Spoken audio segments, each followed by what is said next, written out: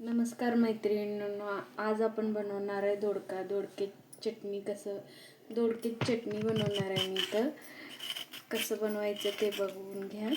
असं एक दोडका घेतलेला आहे मी. तर तिचे साल काढून घेते. तर मी छान असं साल काढून ह्याची चटणी खूप छान होती.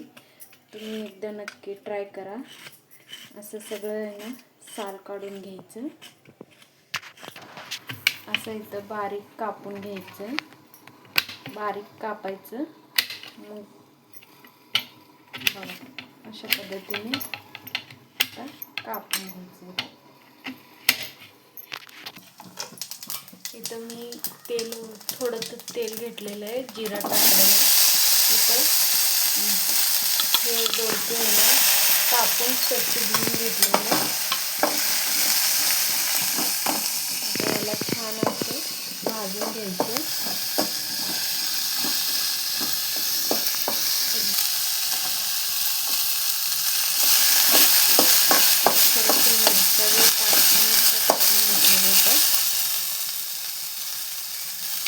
कच्चे शेंगदाणे घ्यायचे.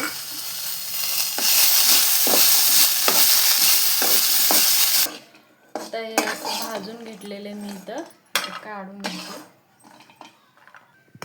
इथे खलबत्त्यात टाकून घेतलेले आहे. मी खलबत्त्यात कुटून घेते. येते खलबत्त्यामध्ये आहे ना एकदम छान असं कुटलं जातं आणि चवीला पण येते. तुम्ही असं मिक्सरमध्ये पण वाटून घेऊ शकता, पण मला असं खलबत्त्याने कुटलेलं चटणी एकदम छान आवडते. मला एकदम असं थोडंसं लसूण टाकून घ्यायचं. आता इथं मी मीठ टाकते. थोडंसं चवीनुसार मीठ टाकून घ्यायचं.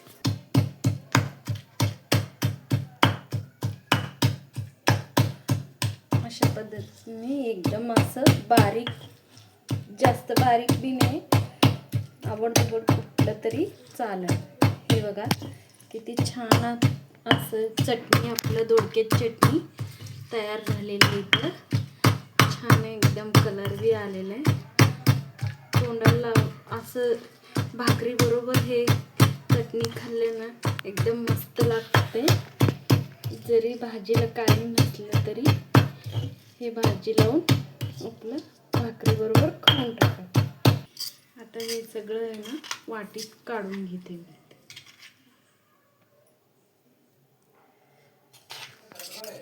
असं हे चटणी मी तयार केलेलं आहे. इथं मी तांदळाच्या भाकऱ्या घेतलेल्या आहेत. तांदळाच्या भाकऱ्याबरोबर खूप छान लागते हे. बघा तुम्ही एकदा तांदळाच्या भाकऱ्याबरोबर ट्राय करून हे रेसिपी कसं वाटलं ते नक्की सांगा. अशा पद्धतीने मी इथं दोडक्याची चटणी इथं तयार केलेलं आहे. जरी व्हिडिओ आवडली तर लाईक करा, शेअर करा, सबस्क्राईब करा.